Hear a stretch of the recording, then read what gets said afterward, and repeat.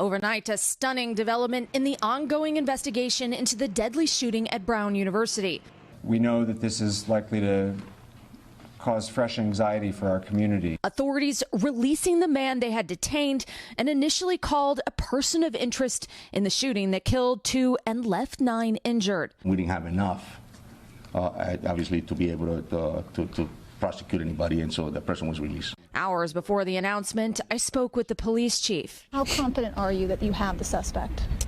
I'm pretty confident. On Saturday, authorities released this surveillance video that shows the potential shooter walking away from the crime scene.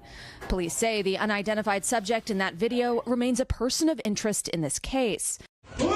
This new video shows terrified students hiding in the library before police stormed the room.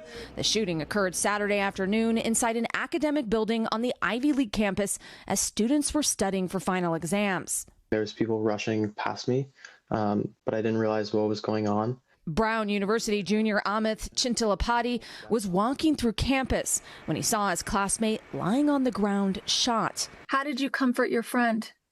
Just kept telling him he was okay and to breathe and just wait for the EMTs to arrive. His classmate is in stable condition and recovering in the hospital. And now the victims being remembered. White House Press Secretary Caroline Leavitt sharing a tribute to student Ella Cook. Cook's church also honoring her on Sunday. She was an incredible, grounded, faithful, bright light. Moments ago, we saw about 5 police officers arrive at the building where the shooting took place. Behind me, the investigation continues. The mayor says there will be a heightened police presence throughout the city today, and Brown has canceled all finals and classes for the rest of the semester. Craig. Erin, McLaughlin forced there in Providence, Rhode Island. Erin, thank you. We want to bring in NBC's national law and intelligence correspondent Tom Winter, who's worked the story all weekend. I mean, sometimes a person of interest is let go because there's not enough evidence to hold that person. The state AG says the evidence now points in a different direction. So what do you make of this? Right. So here's how all this went down. We've been talking to law enforcement officials in Rhode Island and in the Northeast all weekend. They get a tip call on Saturday night, and they say, this is a person you might want to look at.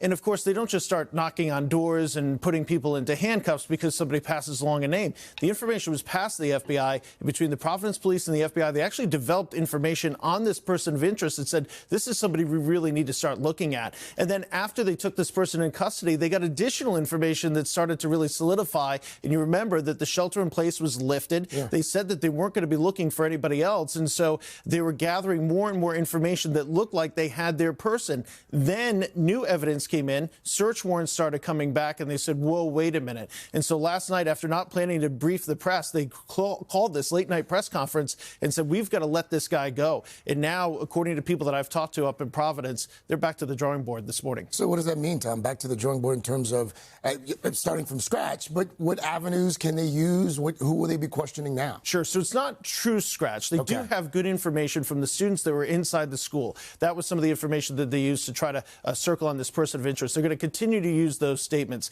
They're also asking for the public's help. They really need some better video from around the school. There are not a lot of cameras within that building, so they don't really have a good look at this person's face. That blurry video that we have of a person dressed in all black, that's really the best video that they have, we're told. And so what they're hoping for is that neighbors, other people in Providence can send in video to the FBI to try to figure out which way this person went to be able to track their cell phone information to hopefully make an arrest. Well, sometimes people can be watching, recognize the way someone walks even. So we'll see if the public can help. Tom, thank you. Hey, thanks for watching. And don't forget, you can catch the Today Show every morning on NBC or take Today when you're on the go. Just follow the Today podcast on Apple Podcasts, Spotify, or wherever you listen.